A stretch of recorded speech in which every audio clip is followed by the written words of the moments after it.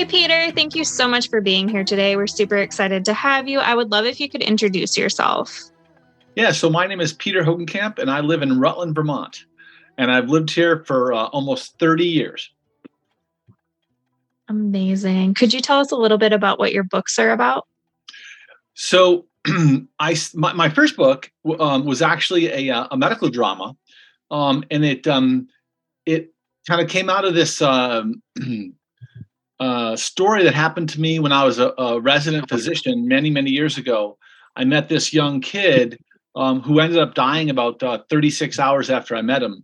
But I spent the next 36 hours with this kid over this weekend. I was on call. And I was so impressed with this kid. He made such a lasting impression on me that 25 years later, I sat down to write a story kind of based on this kid. Ultimately, I put it down on Wattpad at the time. And I wrote it chapter by chapter on Wattpad. And if you're not familiar with Wattpad, Wattpad is this great Sherry storing site. And I found that people loved this story. And I was getting all kinds of readers and people, sending me emails. You got to write more of the story. And I ultimately took it down off Wattpad and wrote it into a full length book. And I sold that book, or I signed with an agent, and that agent sold the book ultimately. And that was how I got my start in writing. It was kind of it was a different book than I normally write. I love to write thrillers and read thrillers. And so, but this was a medical drama, and it was just kind of a one of a kind kind of book. Although I've been thinking about writing a sequel to it because I get a lot of people asking about it. It's interesting because this story that this 36 hours I spent with this young man who was 12 at the time, and he made such a great impression on me. But as the book kind of evolved and it was rewritten or edited by agents and kind of I had publishers and things like that working with me, the story ended up changing drastically to make it more of a dramatic saleable book kind of thing. But I think I still kind of kept the heart of the kid that inspired the story. And then several years later, I published a couple of books called the Vatican series, and they stemmed from. I had gone to a bunch of conferences, as a young writer, and in these conferences, all the people are saying, "Listen, if you want to write thrillers, and I wanted to write thrillers, you need to keep the same formula that successful thrillers have, but you have to kind of throw a twist in." And the twist that I came up with was to put a Catholic priest in the place of the normal protagonist. So instead of some kind of callous killer kind of thing, you've got a Jesuit priest who's kind of the antithesis of a callous killer. And I was able to sell that as well. I wrote 2 books in that series, and they're kind of my pets in writing. I really love those 2 books, and I hope to continue that series someday. But in the meantime, I was writing another series, and that one's going to be coming out in May of 2023. And the new book is called "The Woman from Death Row," and it's the start of a new series with a new cast of characters. And this story kind of evolved quite a bit differently than the other stories. I I wanted to write a book about a theme, and one of my favorite themes is redemption, because I think redemption is kind of a popular thing. People love the whole idea that although you may have screwed up a lot in your past life, now all of a sudden you have this chance for redemption. And so it started off. It was as a book about redemption for this guy by the name of Mark Brand. Mark's a kind of a middle of the road CIA officer whose career is really on the fritz, and he actually used to be a doctor. He was a doctor to start off life, and he ended up losing his license after his wife died, and he started drinking and really kind of hit Skid Row. And the CIA rescues him out of this because they want to use him in a mission. And he kind of becomes a CIA agent who's been kind of partly redeemed by the CIA, but now his career in the CIA is falling flat, and the CIA actually has him earmarked for earmarked to kill him because he knows too much and he's not really doing that well anymore. And so I've got this story, and I wanted to write it about Mark, and I bring in this other character by the name of Jade Collins. And Jade is a girl that grew up in the changing room of her mother's strip club. Her mother was a kind of a stripper in a second-rate strip club in Los Angeles, and because she was the kind of the favorite stripper of the club, she got to live there. And Jade grew up in the changing room. So she has, and the other kind of piece of the story is that Jade's mom was an OxyContin addict. So not only did she grow up in this kind of, not ideal environment, but her mom was also an OxyContin addict. And this is how Jade started the first 14 years of her life. And when she gets home from 8th grade one day, she finds that her mother has overdosed and she's dead in her bed in the changing room, in the changing room of the strip club. And Jade has promised herself that if this ever happens, that Jade is going to kill the drug dealer who supplied her mother with drugs. So that's the opening chapter of this book. And Jade kind of goes through with her promise that she's going to kill this guy, and then she goes on the run. And I remember as I wrote this story, I wanted to make this book so much about this guy, Mark Brand, this ex-doctor who's become a CIA agent. But I realized that kind of this other character kind of stole the show. So she kind of takes over the show, the book completely. And as I was shopping this around to agents and publishers, I think a lot of them felt the same way, that I really needed to focus on this great character who was so very unique. One of the things you find, I think, in books nowadays is there's a lot of similar characters, especially in thrillers. There's a lot of kind of almost like stereotypical characters. So I really try to write things that are a little bit different. Love that. What inspired you to write your books? So I wanted to be a writer from early on. I remember when I was in 5th grade, I wrote a story, and I just love the whole process of creating characters and stories. And anyway, my English teacher at the time, who was Mrs. Dawes, and I dedicated one of my first books to Mrs. Dawes, who's still alive and living in Florida. And she really liked it, so I sent the story to the New Yorker. And I remember, this is many, many years ago, getting a reply from the New Yorker that although they liked the story, they didn't think it was quite right for their publication. And so I got my first rejection when I was like 10. And but it didn't deter me. And I felt good about the fact that the New Yorker had at least, sent me a letter back saying that they had read my story. And since that time, I've always done a lot of writing. When I was in the 8th grade, I started my full-length novel. I was a big Alistair MacLean fan and still am. And after having read every single one of Alistair MacLean's books by the time I was 14, I decided I was going to sit down and write one of them myself. So I got about 100 pages into it, and I showed my father. And I remember my dad said, "Well, I think it's good, Peter, but it needs work." And that's when I kind of threw it in the drawer, and I started high school. And I kind of my time for writing and things like that, my kind of got pretty limited, as I was a 3-sport athlete in high school, and then I went on to college, and I went to medical school, and then I started practice and had a family, and I have a wife and 4 kids, so I have a lot of other things going on. But so I didn't write a word from 14 until I turned 39, and I remember I was 39 years old. It was a Saturday night. And I had 3 kids at the time. My last child wasn't born yet, and everybody goes to bed early on a Saturday night. I says, I'm gonna take out one of my notebooks from college, and I'm gonna start writing this story I've been thinking about.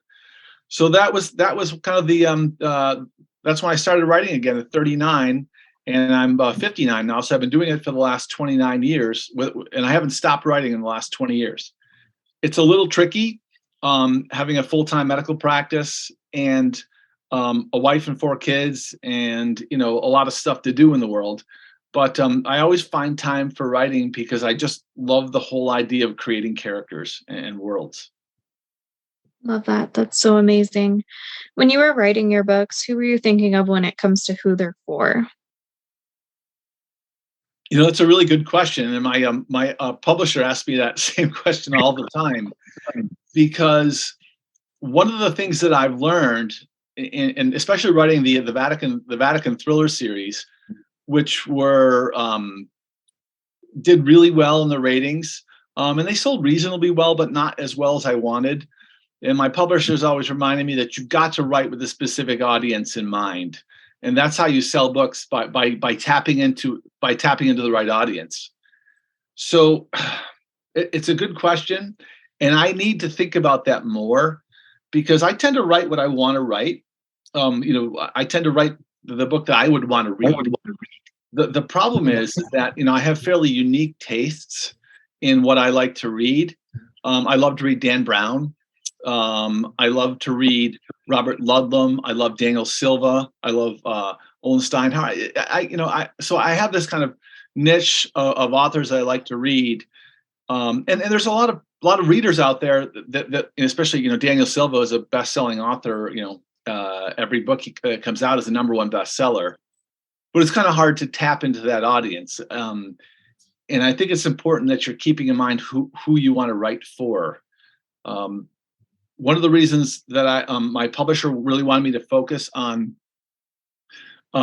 making Jade Collins the center of my new book is that 70% of women, 70% of books are read by women, and that's probably, if you take a look at fiction, that number is probably even higher. As when men do read, they tend to read nonfiction. So I think you really have to keep in mind, who's going to buy that book. And even with thrillers, which used to be kind of like the bastion of male reading, that's more women read thrillers than men. So I think you have to focus on who is going to read that book. And so when I write a protagonist, you want to make at least have a woman be at least one protagonist, if not just the sole protagonist. Love that. You touched on this next question, but how long have you been writing, and what made you really sit down and start?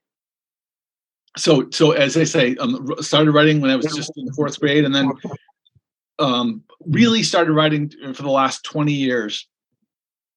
And I would say that I read a lot of books, and I read a lot of books by older authors, and I think one of the great things about writing is the older you are, the better you get at it, because writing is really just kind of observing, and the more you live life and the older you are, the more you've seen. It really kind of gives you an advantage. Now, having said that, there are some brilliant young writers, and I am so impressed at how they are able to write the things that they do with such limited life experience. But I guess what really made me sit down and write when I was 39 years of age and had 3 young kids, a practice, all kinds of stuff to do, was it's just a need to create characters. Mostly, I love to create characters, and these people occupy space in my head. I wrote about this guy by the name of Marco Vanetti. He's a Jesuit priest, and he's the protagonist in the Vatican thriller series. And this guy, to me, is like a real person. He's not just someone that sits on a two-dimensional page. He's a real person. And oftentimes I'll be, walking down the street and seeing something. I'll read an article in the paper, and I'll think to myself, what would Marco feel about this? How would he react to something like this? And so it's really the creation of the characters that drives me. In my new book, I absolutely love this Jade Collins character, who was this child of who grew up in a strip club, whose mom's an OxyContin addict, who ends up going to juvenile detention for murder, and then graduating from juvenile detention, going on to medical school. She's a tremendously talented and driven lady, but she's still kind of she's always going to be battling the first 14 years of her life, where she lived in a kind of in an environment where her mom never hugged her, told her she loved her. And her, the people that raised her were, the people, the other strippers that worked in this strip club, kind of her aunts. And so she's always fighting this fact that she's never had this kind of, nurturing upbringing. And I think it's so interesting to see what can happen to a person in life, especially a person that really wants to change. So when you're talking about character arcs, which is something, we my publisher is certainly yelling at me about all the time. There's no better way to create an arc than to start at zero. If you start with this perfect character who's great in every way, well, it's really hard for that person to improve from perfection. And that's one of the reasons I think that you see so many characters, especially nowadays, that start from a very kind of flawed beginning. Amazing. What is your schedule like when you are writing a book? So I've been reading or listening to this masterclass lecture. My son bought me the masterclass a year to the masterclass for Christmas this year, and I've been listening to all these great writers: James Patterson, Daniel Silva, oh boy, David Baldacci. I've all bunch of these great writers and talk about the writing process, and all of them say the same thing: you have to have a consistent writing process. And as much as I would love to have a consistent writing process, I can't have one because I'm still a full-time physician, and I just write where I can. If it's later at night and I'm not too exhausted, I'll sit down and write then. I'll sit down in the morning and write before I do stuff. If it's on my day off, I'll sit down, and write after I plow the driveway or something like that. I do it in little dribs and drabs here because that's all that I can manage. I look forward to within a year going down to a part-time job. When I turn 60 next year, I'm going to go down to a part-time job, and I really want to set up an actual writing schedule because I think it's so helpful. But as it is now, I don't have the time to make a consistent writing schedule. I do though think that I am consistent about always thinking about when I have free time, always kind of thinking about my characters and my plot. So I'm keeping these things in my head so that when I do have time to sit down, I don't have to go back to square one. I'm there with me, and I'm ready to go when I sit down. That What do you need in your writing space to help you stay focused?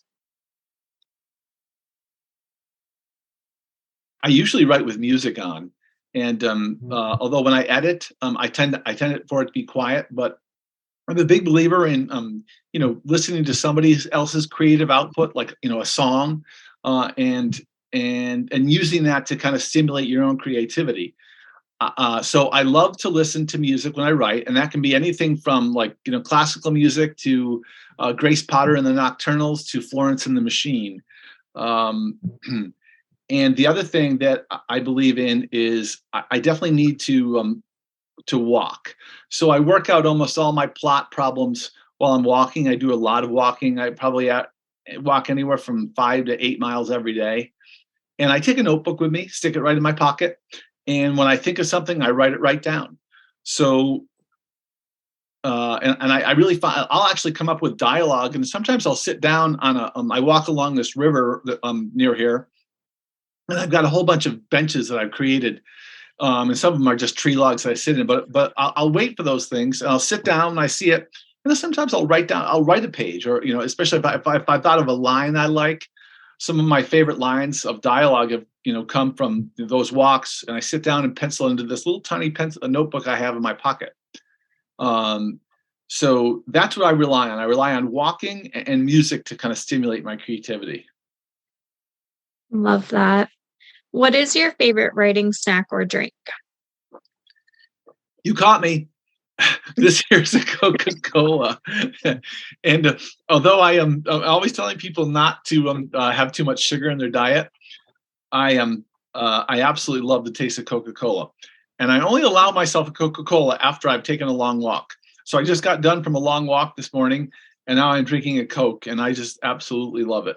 But don't tell any of my patients because I tell them not to. Love that. What type of books do you personally enjoy reading? I started out in life as a big science fiction and fantasy fan, and I still am. The Lord of the Rings will still be my favorite book of all time. No matter how many other books I read, I read that book I read the whole trilogy many times. In fact, and I read it to my kids when they were in the first grade. All my 4 kids have had me read them the Lord of the Rings trilogy, which is a really long book, as you know. I remember my daughter complaining bitterly about there's a long chapter in book 2 about the Ents. And my daughter Abigail really got disillusioned during that period of time. So I may have skipped a little bit of that. But outside of that, we read the whole thing. And I loved Harry Potter. I love the Chronicles of Narnia. So I love a lot of science fiction and fantasy. Outside of that, though, I strictly read thrillers. I particularly like Dan Brown's, thrillers. Daniel Silva, Robert Ludlum. There's a lot of authors I like. And if you want to put a little touch of the supernatural in there, that's also good. Douglas Preston writes with Lincoln Child, and they write books together, and they write them separately. And those guys are fantastic, and I think underread. And they basically write thrillers with a supernatural element to them. They're very, very good. I also like books that take me places that I want to go. So I try to write books in really cool settings. The Vatican Thriller series I wrote, and they are set in the Cinque Terre of Italy, which is the Italian Riviera. And I visited that place when I was 22 years of age. And I remember getting off the train and saying to myself, oh my God, it's such a dramatic landscape. If you've never been to the Cinque Terre in Italy, you have to go. And I said to myself, I'm going to write a book in this setting and kind of use this setting almost as a character in the book. And it took me 25 years, but I did it. So I think setting is really important, especially, it was especially important to me during the pandemic because, I loved to travel. And for 2 or 3 years, we were stuck home. And so instead of traveling, I read books that took me a lot of cool places. Love that. Are there any books or authors that inspired you to become a writer? So as I mentioned, Alistair MacLean, and I wrote a number of articles for magazines and things like that about my love for Alistair MacLean. And it's very interesting because one of these articles, this lady sent me a reply, and she turned out to be Alistair MacLean's grandniece. So this lady was actually related to Alistair MacLean, and I got a big charge out of her enjoying that article. And for those of you who don't know Alistair MacLean, he was a Scottish thriller writer. In my opinion, he was the founder of the modern thriller. And he wrote his first book back in 1950, somewhere around then. When I was growing up in the late 70s and early 80s, I was given a copy of one of his books, and I loved it so much. I went out and proceeded to read over the next 2 or 3 years every one of his books. And I have them all at home. I bought them all and have copies of them. So Alistair MacLean could really tell a great story. And the best thing that he did was he created these larger than life characters that I can remember to this day. I read the Guns of Navarone 50 years ago, and I still remember the characters without even looking. And I remembered how, just how larger than life they were. So Alistair MacLean, I'm going to give credit to for inspiring me to write, and with a second nudge to Robert Ludlum, because when I ran out of MacLean books, I discovered Robert Ludlum. And for those of you who don't know Robert Ludlum, he's most famous for writing the Bourne trilogy. The Bourne Identity was the first book, and those were fantastic books as well. Love that. What type of books did you grow up reading? Did you have an all-time favorite? As I mentioned, I grew up. I read the Lord of the Rings in the first grade. I'll never forget that. I was in the first grade when I read the Lord of the Rings. I think I went right from Curious George to the Lord of the Rings, which is a bit of a stretch, and that made me really love fantasy. And then I went to the Chronicles of Narnia, which is probably more age appropriate. For people that haven't read, I think a lot of people know about The Lion, the Witch, and the Wardrobe, but there's actually a 7-book series about the Chronicles of Narnia written by C.S. Lewis, who's one of my very favorite authors. and he was a phenomenal. So check out or buy your, if you have a child or a nephew or a friend who's in, like third, fourth, fifth grade, somewhere in there, buy them the Chronicles of Narnia box set for their birthday or for Christmas. You will not regret it. Love that. On the other side of that, now as an adult, what are your favorite series or authors that if something comes out, you're going to automatically grab it? Yeah, so that's going to be Daniel Silva. So Daniel Silva writes this awesome series about Gabriel Alan, who is a art restorer and spy for the Israeli Mossad. And one of my patients actually recommended this book to me, and he as they often do, they lend me books. And if you're out there thinking about lending me a book, I'm going to warn you heavily against it, because I usually read it and then put it on my book stack, and it gets lost for 2 or 3 years. But yeah, one of my patients gave me The Kill Artist, which is the first book in the Gabriel Alon series, and I was mesmerized by that book. And then I went out, and at that point in time, he'd probably written 4 or 5 books. I went out and read all of them and caught up. And Daniel Silva, he publishes his new book I think it's the second Tuesday in July every year. So I wait for that thing to come out, and I pre-order, of course, so it shows up on the very first day. And I had the opportunity actually to meet Daniel Silva at an author event, and I had him sign his latest book, and so I have that proudly displayed on my bookshelf. The reason I like Daniel Silva so much is because he is also another guy that creates great characters, and he writes wonderful prose. As an author, I'm very sensitive to the prose that I read. Some people, like my wife loves to read, but she really doesn't care about the prose at all. She reads the book for the story and the characters, and she's not really interested in the words that they use to tell that story. But as a writer, I'm very interested in the actual prose, and Daniel Silva is one hell of a writer. And so I'm going to give a plug out to Daniel Silva. If you haven't read him, and I know a lot of people have, obviously he's been a #1 bestseller, but go back to The Kill Artist, read the book 1 of that series. And as is almost always the case, in my opinion, that's still the best book in that series. It's a great, great book. Love that. What would you tell someone just starting out with reading again? Wow.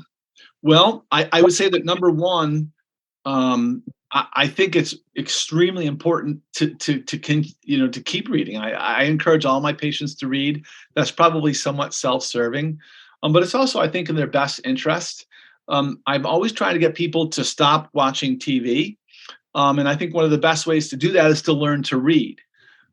And the other thing I would tell them is, don't so many people want to read the classics, or books that they read when they were earlier, or they want to reread books and that kind of thing.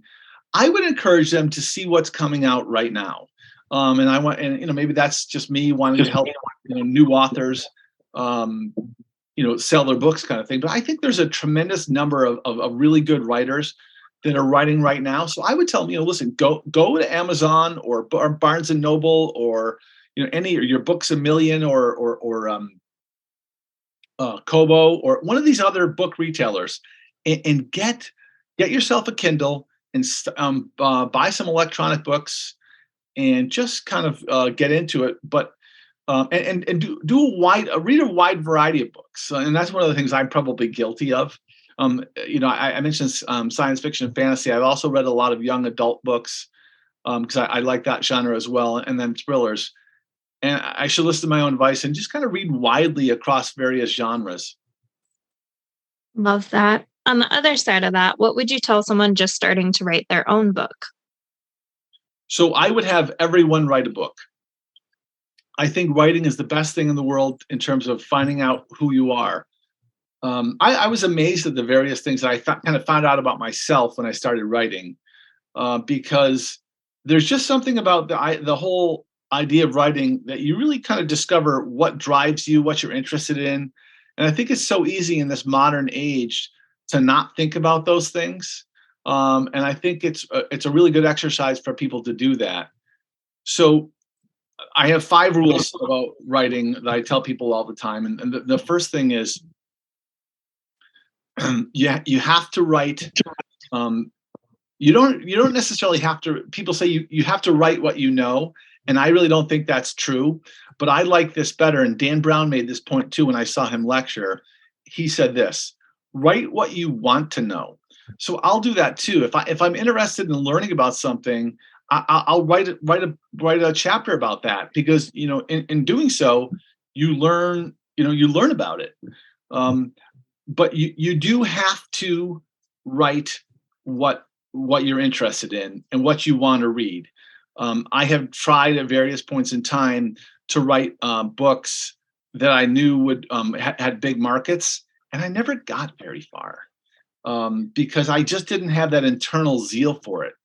So again, although my particular taste in book it's a little bit nichey, it's the stuff I like isn't what everybody likes, but yet that's what I want to read, and that's what I want to write. So you've got to have that internal zeal for it, or it's never going to go. The other thing is, don't don't get stuck in being critical of yourself, or too much editing and stuff like that. When you write a first draft, just keep writing, and then and watch where it goes. You may find that it goes places that you never expected. So sit down, start writing. I think you need an original idea.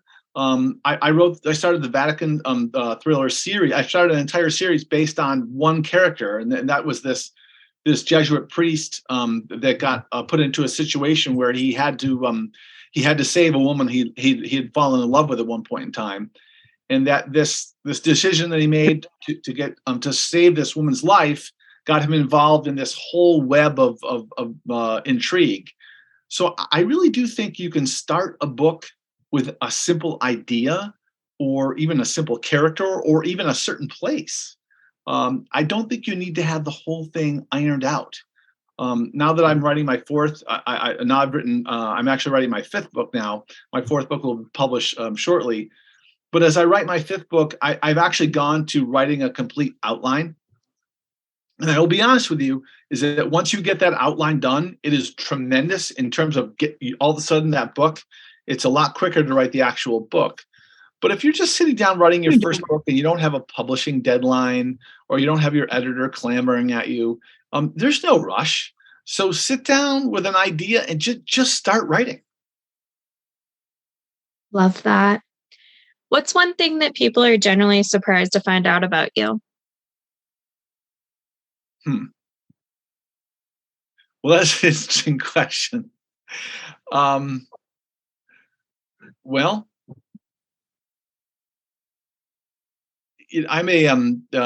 so I've been practicing medicine for 25 years. I do a lot of stuff on the public space. I have my own TV show. I have I write blogs all the time. I'm a very kind of public person, but that said, I have this kind of private part of me that likes to just spend time by myself.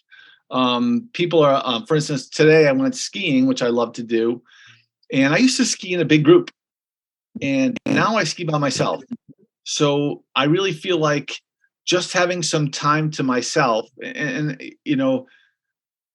is a really important thing. So I think people will be surprised at how much I enjoy spending time by myself, because as a basically outgoing, gregarious person, I don't think most people would realize that I do have this kind of private side that likes to be by myself. Love that. Is there anything you would like to say or add? Yeah, and I believe in creativity. One of the things I like to talk about on my TV show is that my patients, I've been taking care of some of my patients for 25 to 30 years. And the thing that most people are afraid of is dementia and cognitive impairment. I mean, everybody's got an aunt or an uncle or, somebody they know and love is kind of, getting a little confused and stuff like that. And people fear that more than anything else. In most cases, they fear it more than getting cancer and dying. And so one of the things I talk about a lot is, how do you prevent that from happening to you? Is it just a crapshoot whether you get dementia or not, or is it something that we can choose to try to prevent? And there's great evidence to suggest that being creative is the best way to prevent cognitive decline. So if you are really concerned about it, especially maybe it runs in your family, that kind of thing, you should put away your TV. You should put away. You should not your screens. What you should do is you should be creative. You should paint. You should write a book. You should write poetry. You should sculpt. You should create a flower garden, because the whole idea of creating is opening up new neurosynaptic pathways. And when you think about that, that's the opposite of having those pathways close. So if you're really concerned about your ability or your future, possibly of confusion or cognitive decline, memory impairment, don't fret about it. Create. Go out, learn music, take up the piano. And there's so many different creative enterprises: blog, journal. These are all things which open up new neurosynaptic pathways in your head and prevent dementia. You weren't expecting that, were you? No, but it's definitely unique. I love it. Where's the best place for readers to find your book? I know some readers love signed copies. Is that an option and the best place to connect with you? Yeah, so I have a website which is called Peter Hogenkamp Books, so just type in Peter Hogenkamp Book to your browser. I have an arrangement with my local bookstore, and that's Phoenix Books in Rutland, Vermont. They have their own website, so if you want one of my signed copies, go to Phoenix Books in Rutland, Vermont, and follow the links, and I will be happy to send you a signed copy of any of my books. I go down there a lot and sign books, and they mail them out to people. They make great gifts. Just keep that in mind. I'm not sure there's any what holiday is coming up, but there will be a holiday coming up. But check out my website. My website has some links to my blog, where I write about just about everything. One of my favorite blogs is, or blog series is, I should say my most popular blog series is the Sunday Afternoons with my mother. My mother's 94 years of age. And Mom and I go out to breakfast, a late breakfast on Sunday afternoon. We go out for a couple hour drive. And we live in Vermont. My mom and I literally have been everywhere in the state. You can be anywhere and you can see my mom and I drive by. We've seen all the craziest things on our drives. Just last 3 months, in the fall, we saw a bear. In the summer, we saw a moose. We saw a fisher cat. We see porcupines. We see lots of deer. We see many turkey. We see all kinds of stuff. And we usually stop midway out, buy some ice cream somewhere, and then kind of wind our way back home. But my travels, or my Sunday afternoons with my mom, and you can access those on the blog. People love my 94-year-old mother. She's a very interesting person. She used to be extremely talkative, and she's gotten much quieter as she's gotten older. But every once in a while, she comes out with a real doozy, let me tell you. So that would be my website, peterhogenkampbooks.com. Love that. Well, thank you so much for being here today. We're so grateful we got to interview you. We'll be sure to drop those links in the show notes. And again, thank you so much. Hey, Courtney, thanks so much for having me. I really appreciate it.